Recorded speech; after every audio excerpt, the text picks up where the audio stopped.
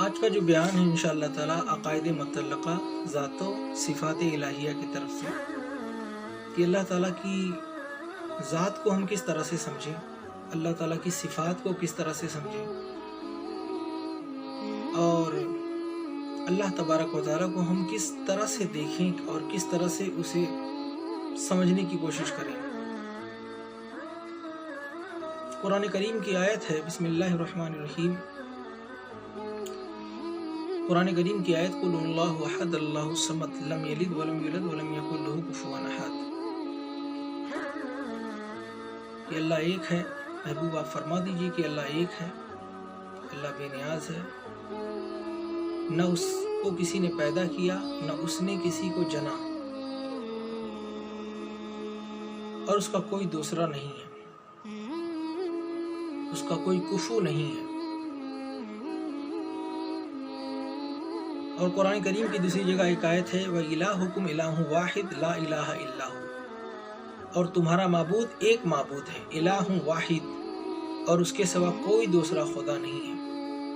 یہ قرآن کریم کی آیت ہے جس سے پتہ چلتا ہے کہ اللہ ہی تبارک و تعالی انسانوں کا خالق اور انسانوں کا مالک ہے، وہی انسانوں کو پیدا کیا ہے۔ چنانچہ یہ اسلام کا بنیادی عقیدہ ہے کہ اللہ ایک ہے اور کوئی اس کا شریک نہیں، نہ ذات میں، نہ صفات میں، نہ افعال میں، نہ احکام میں۔ ذات میں یعنی اس کی شخصیت میں کوئی اس کا ثانی نہیں ہے، اس کے افعال میں، اس کے کام میں اللہ تبارک و تعالیٰ کا کوئی ثانی نہیں ہے۔ ماں کے رحم میں بچے کی تخلیق کا خالق کون ہے؟ اللہ تبارک و تعالیٰ۔ آسمانوں سے بارش کا برسانے والا خالق کون ہے؟ اللہ تبارک و تعالیٰ۔ انسانوں کو رزق دینے والا کون ہے؟ اللہ تبارک و تعالیٰ۔ اور نہ ہی اس کے اسماء میں کوئی شریک ہے۔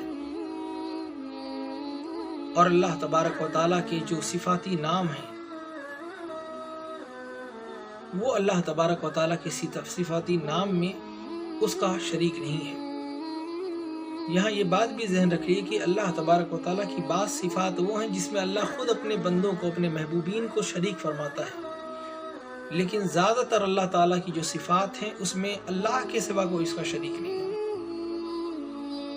مثال کے طور پر بسم اللہ الرحمن الرحیم، رحیم اللہ تبارک و تعالیٰ کی ایک صفت ہے، اور اس صفت میں اللہ تبارک و تعالیٰ اپنے حبیب مکرم جناب محمد رسول اللہ صلی اللہ علیہ وسلم کو شریک فرماتا ہے، اور فرماتا ہے انک لرؤوف الرحیم، محبوب میں بھی رحیم ہوں تو بھی رحیم ہے۔ مگر فرق یہ ہے کہ اللہ تبارک و تعالیٰ کی جو رحیمیت ہے، جو اس کا رحم ہے، وہ سارا رحم اللہ تبارک و تعالیٰ کا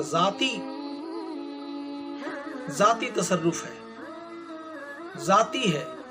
اور جب رسول صلی اللہ علیہ وسلم کی طرف اس کلمے کی نسبت کی جائے کہ حضور بھی رحیم ہے، رحم فرمانے والے ہیں، تو یہ اللہ تبارک و تعالیٰ کی طرف سے ہے، اور اس کا وجود ضروری ہے اور عدم محال ہے، اور وہ ذات کیا ہے؟ وہ ذات قدیم ہے۔ اللہ تبارک و تعالیٰ کی یہ ذات اور صفات کا عالم یہ ہے۔ اور اسی طرح سے جو دوسرا اسلام کا جو بنیادی عقیدہ ہے، وہ بنیادی عقیدہ کیا ہے؟ وہ بے پرواہ ہے، وہ کسی کا محتاج نہیں۔ اللہ الصمد، اللہ تبارک و تعالیٰ بے پرواہ ہے۔ اللہ تبارک و تعالیٰ کسی کا فقیر نہیں، کسی کا محتاج نہیں ہے۔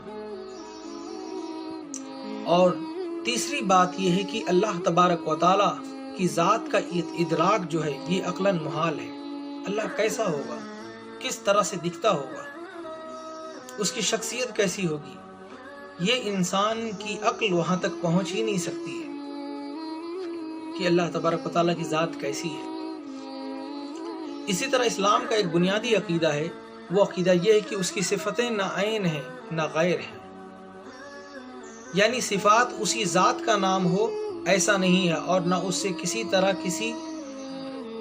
طرح بھی نحو وجود میں جدا ہو سکے، کہ نفس سے ذات کی مقتضی ہیں اور عین ذات کو لازم ہے۔ یعنی اللہ تبارک و تعالیٰ کی ذات اللہ تبارک و تعالیٰ کی جو صفات ہیں وہ ضروری نہیں ہے، لازم نہیں ہے کہ اللہ تبارک و تعالیٰ کی اگر وہ صفات ختم ہو جائیں تو اللہ کی ذات ختم ہو جائے. وہ اپنی صفات کے لیے ملزوم نہیں ہے. یہ بات سمجھ میں آ گئی. اور پانچویں بات یہ، جس طرح اس کی ذات قدیم، ازلی اور ابدی ہے، اسی طرح اس کی جو ہے صفات بھی ازلی اور ابدی قدیم ہے. اور صفات کے سوا سب چیزیں حادث ہیں. یعنی اللہ تعالیٰ کی جو ذات ہے، اس کی جو صفات ہیں، وہ صفات کیا ہیں؟ اس کی جو صفات ہیں یہ قدیم ہیں، ازلی ہیں، ابدی ہیں، حادث نہیں ہیں. اور اسی طرح سے اسلام کا بنیادی عقیدہ یہ ہے کہ صفات الہیہ کو جو مخلوق کہے یا حادث بتائے وہ گمراہ اور بددین ہے. یعنی اللہ تبارک و تعالیٰ کی جو صفات ہیں یہ اگر کوئی کہے کہ حادث ہیں، قدیم نہیں ہیں، تو ظاہر سی بات ہے ایسے شخص کو گمراہ کہا جائے گا. یعنی اللہ تبارک و تعالیٰ کی صفات یہ ہے کہ اللہ تبارک و تعالیٰ جنت دے گا، تو جنت دینے کا اختیار اللہ تعالیٰ کی ذات میں ہے، کیونکہ جنت کا خالق کون ہے؟ اللہ تبارک و تعالیٰ ہے. تو اگر یہ بات مان لی جائے گی کہ اللہ تبارک و تعالیٰ کی صفات حادث ہیں، تو پھر تو یہ گمراہی کی طرف یہ عقیدہ جائے گا کہ آگے چل کے پتہ نہیں وہ صفات اللہ کے پاس موجود رہیں یا نہ رہیں. اس لیے فرمایا گیا اللہ تعالیٰ کی جو صفات ہیں وہ حادث نہیں ہیں بلکہ وہ قدیم ہیں اور وہ ہمیشہ تھیں اور ہمیشہ رہیں گی. یہ اسلام کا بنیادی عقیدہ ہے. اور اسی طرح سے نواں عقیدہ، جو عالم میں ہیں کسی شے کو قدیم مانے یا اس کے حدوث میں شک کرے وہ کافر ہے. اللہ تبارک و تعالیٰ کی ذات کے بارے میں فرمایا گیا جو عالم میں ہے سے بھی کسی شے کو قدیم مانے یا اس کے حدوث میں شک کرے وہ کافر ہے. تو یہ اللہ تبارک و تعالیٰ کی بعض وہ صفات ہیں. اور فرمایا گیا اللہ تبارک و تعالیٰ ہر وہ ممکن پر قادر ہے، کوئی ممکن اس کی قدرت سے باہر نہیں. ان اللہ علی کل شیء قدیر، اللہ ہر شے پر قادر ہے.